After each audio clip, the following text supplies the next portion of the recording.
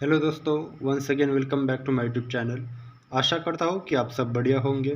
तो मेरा नाम है ओमकार ठाकरस और आज अपने पदार्थ विज्ञान के सेकंड पेपर के बारे में डिस्कस करेंगे, परीक्षा और अपदेश। तो ये दोनों कुल मिला के 26 मार्क आता है। ठीक है, तो इसमें से अपतोपदेश जो चैप्टर है वो बहुत इंपॉर्टेंट है और इसमें से ये लिख आने वाला है। ठीक है, ये 26 मार्क का है तो 10 मार्क इसमें से आएंगे, 5 मार्क का एक ऐसे क्यों इसमें से एक आएगा परीक्षा। ठीक है, तो और बाकी का जो भी कुछ होगा तो वो एमसीक्यू वगैरह उसमें से आएगा या फिर और एक एमसीक्यू अब तक में से आ सकते हैं। ठीक है, तो परीक्षा में से आपको जो बुद्धि के प्रकार है वो स्मृति, अनुभव वगैरह, वो जो पूरी ट्री डायग्राम दिया है वो रट लेना, उसमें से क्वेश्चन आपको मिलेगा।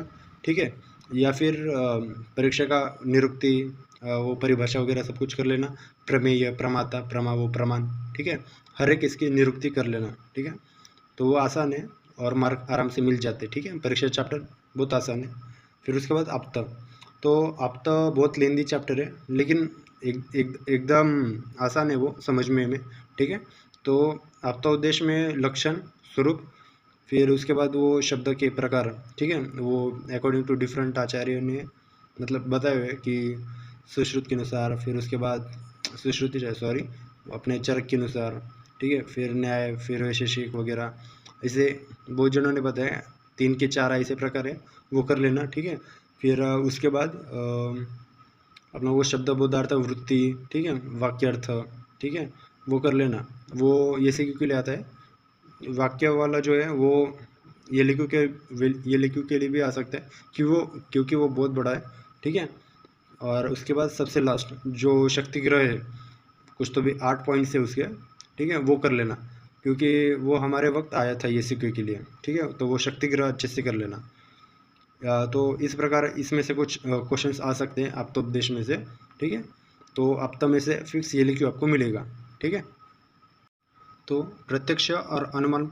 ठीक है, तो अभी प्रत्यक्ष और अनुमान जो है वो कुल मिला के 42 मार्क्स के लिए और इन दोनों में से ये लिखियो आने वाले। ठीक है, तो ऐसे इसमें से 10 और इसमें से 10, 20 मार्क इधर से आपके कंफर्म होते हैं। तो प्रत्यक्ष जो है वो बहुत इंपॉर्टेंट है क्योंकि उसमें डायरेक्ट वो प्रकार पूछते हैं कि निरुक्ति, परिभाषा, ठीक है, फिर उसके लक्षण और जो प्रमाण चैप्टर से, तो हर एक इसके उपयोग करने का। ठीक है, डायरेक्ट क्वेश्चन में आता है कि प्रकार लिखो, फिर उसके बाद ये लिखो और एंडिंग में ऐसा लिखते हैं कि उसकी उपयोगिता और महत्व स्पष्ट करो। ठीक है, ऐसा एंडिंग में रहता है, तो हर एक प्रमाण का कर लेना। ठीक है, फिर उसके बाद जो इंद्रियार्थ सन्निकर्ष है, फिर उसके बाद प्रत्यक्ष बाधक हेतु है। तो ये दो है ना, ये प्रत्यक्ष बाधक हेतु और इंद्रिय सन्निकर्ष फिक्स, मतलब फिक्स इस पे ये से क्यों मिलेगा आपको। ठीक है, इन दोनों में से कौन सा भी एक ऐसी क्यों आने वाला है।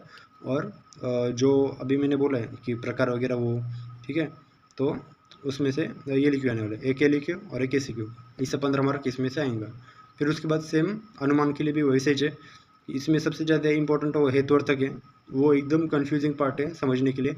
ठीक है, लेकिन एक बार आपको समझा ना तो फिर आप आराम से लिख सकते। ठीक है, थोड़ा यूट्यूब के मदद ले लेना, ट्रिक्स वगैरह। ठीक है, फिर उसके बाद अनुमान में सेम जैसे इसके प्रकार है ना प्रत्यक्ष के, वैसे जिसके भी प्रकार है, प्रकार, फिर उसकी निरुक्ति। ठीक है, कि साध्यता क्या रहता है, पक्ष वगैरह वो सब कुछ पूछ सकते हैं इसमें।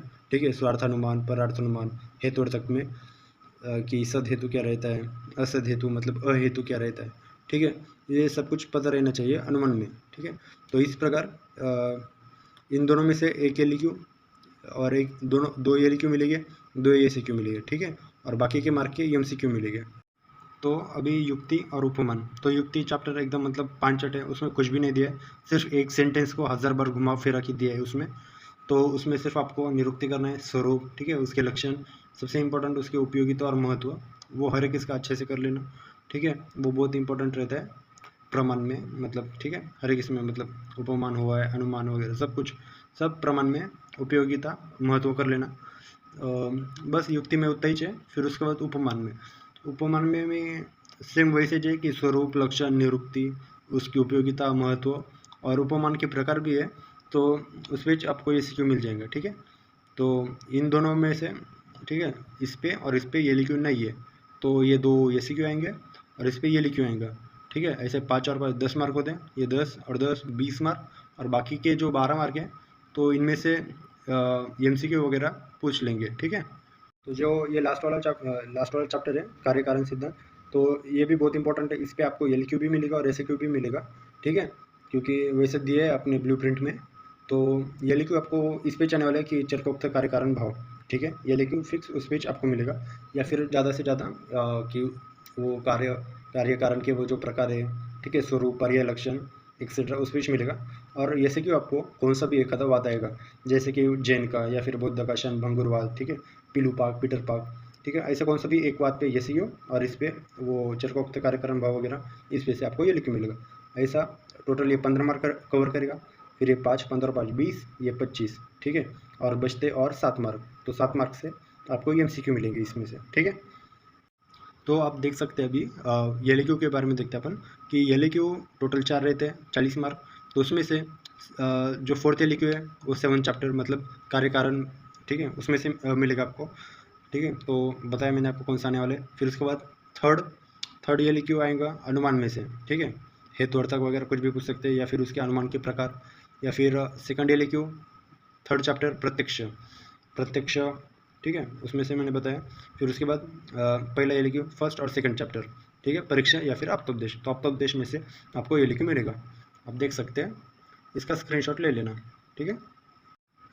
तो अभी अपन SQ के और MCQ के बारे में देखते हैं। तो SQ तो आप देख सकते हैं कि हर एक चैप्टर में से आपको मिलेगा SQ।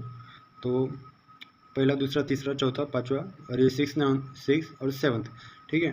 तो देखो, इसका स्क्रीनशॉट ज़रूर ले लेना।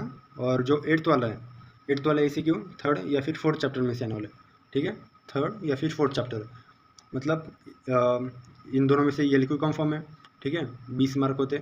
फिर उसके बाद 3rd और 4th, यानी कि इन दोनों पे और 2 SQ भी है, ठीक है, 20, 25 मार्क, 30 मार्क, ठीक है, और एक मतलब 3rd या फिर 4th में से आएगा, ठीक है।